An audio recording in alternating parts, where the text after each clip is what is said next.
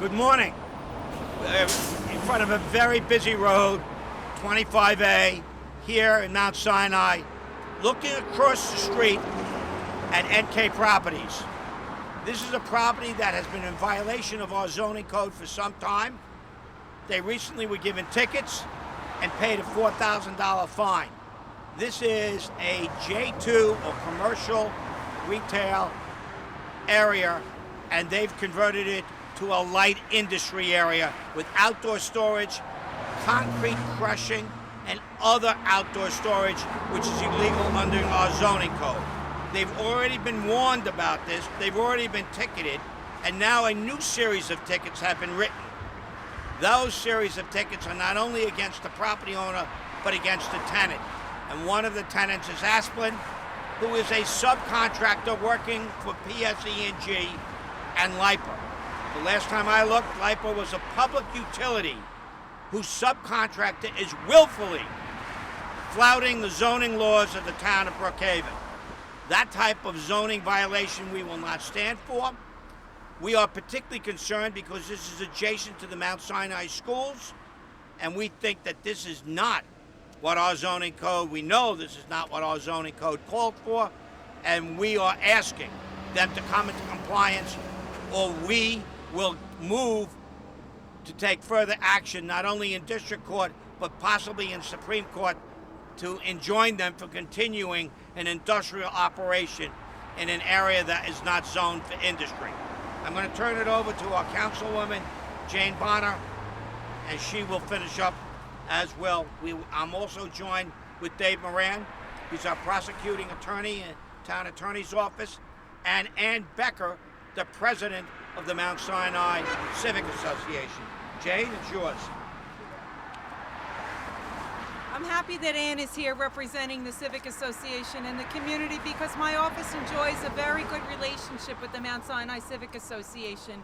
And one of the things that the Mount Sinai community is desirous of is a corridor that is user-friendly and appealing to the eye. Look over my shoulder. That is not appealing to the eye. Not only is it not appealing to the eye, it is in total violation of our zoning codes.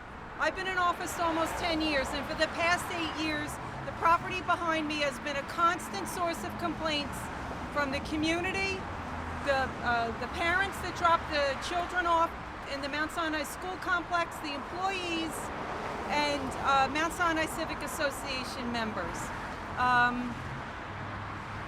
For them to continue to do what they're doing, violating our codes, violating a stop work order. We put tape up around that property and said, you cannot do what you're doing, you must stop. They took the tape down and continued on their work. We don't appreciate that in Brookhaven, and the residents of Mount Sinai certainly don't appreciate what's going on across the street from us. A concrete crusher and the associated debris and dust associated with that is not anything you want in the hamlet of Mount Sinai or any hamlet in Brookhaven. It's an industrial use. It doesn't belong in a business corridor. I'm going to turn it over to Ann because Ann can speak very clearly about the Civic Association's wishes and desires and involvement in the Mount Sinai to Wading River Corridor study. Thanks, Jane. Yeah, the Civic Association, which recently celebrated a 100-year anniversary, has been working to maintain the quality of life here in Mount Sinai for those many years, and we continue to do so. We do continuously get complaints about this location from the previous owner, and now this is even becoming worse than it was before. We're really wanting to have a nice business area here. We've done a lot of work on beautification, planted 355 trees some years ago, worked with the town, worked with the planning department on new construction that's coming in, and what's happening behind us here is absolutely against everything that the Civic Association has stood for, and our membership is really, really concerned about it. So we appreciate the town's efforts, and we hope that the current owners will cease and desist and turn this into a location that is advantageous and appropriate for the community.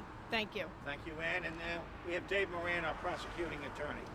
From a prosecutorial standpoint, these types of flagrant violations will not be tolerated in the town of Brookhaven. I could assure you that the current administration, the supervisor, and the councilwoman of this district, Ms. Bonner, will devote any and all resources necessary to protect the health and safety. More important is the traffic on this road as it relates to the entrance to the high school, which is about to be a very highly trafficked area in the upcoming weeks. The giant trucks, which you see over my left shoulder, will be traversing on and off, in and out of this lot, creating site obstructions. We have zoning for that particular reason. You can't just buy property and use it to your will.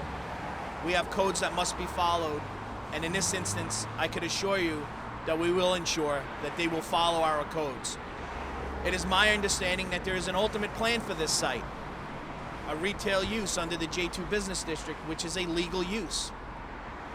This stopgap measure for the owner to line his pockets to the detriment of this community will not be tolerated. Thank you. Okay. Thank you very much. If there's questions.